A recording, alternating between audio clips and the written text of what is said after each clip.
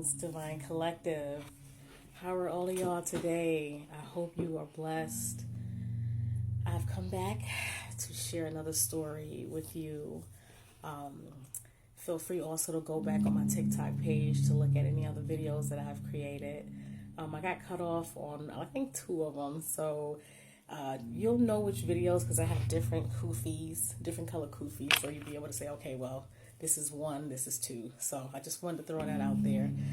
So today I wanted to share a story with you.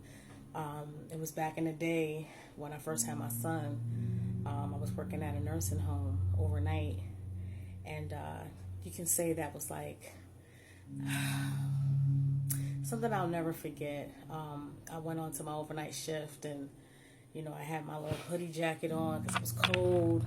I was doing an 8-hour shift, so you got to dress comfortable for all you nurses. You got to put on the sweats and the hats and everything just to stay warm, stay comfortable.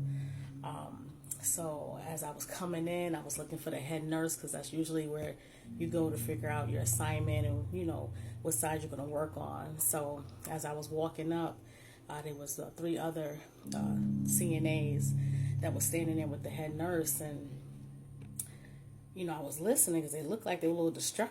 So I walk up and she's explaining that there's someone that's passing on the floor. And she wanted one of the CNAs to go and, to take care of the patient, pretty much, clean him up after he's passed. So the girls are just, oh my goodness, they was going at it like, oh, I can't do it. Oh my goodness, that. So I'm standing there and I'm just like, why are y'all here? This is what comes with the job. If you knew you couldn't handle this, then why did you even apply? So I said to the nurse, I'll do it. Where's he at? So she says, all right, thank you, thank you, Lakeisha. So I go and walk down the hallway and I get to his room and I stood there for a minute and I was like, all right, you got this. So I walk in, very eerie, very quiet. And I close the door, I slowly walk in, and he's to the right in the bed. And I didn't say nothing at first. I just wanted to observe. So I sat down in a chair in front of his bed. And he was literally in the bed like this and was like,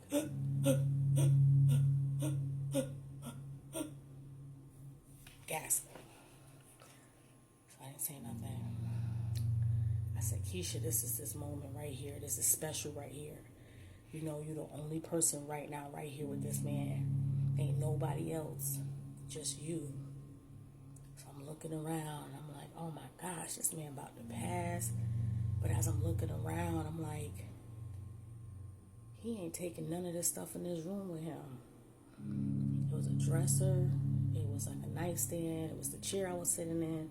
And probably like a picture frame or something on the dresser. And it was just him in the bed. So finally I get up. I walk up to the bed and I said, such and such. Hi, my name is Lakeisha. I said, I am going to be your nurse for this evening. And I said, I know right now you are scared. And I don't even blame you. I said, but just know this. When you pass, I want you to walk to that light. Don't go nowhere else. You go straight to the light. Don't worry about your physical body because I'm going to clean you up.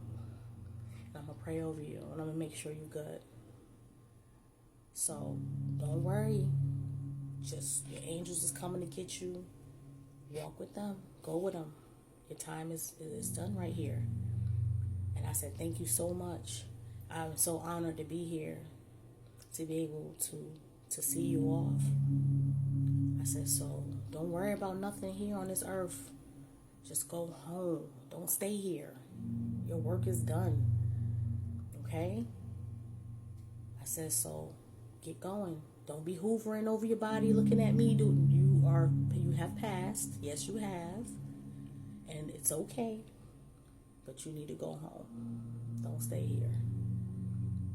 So I proceeded to just stand there And literally, within about 4 minutes or so, it was like,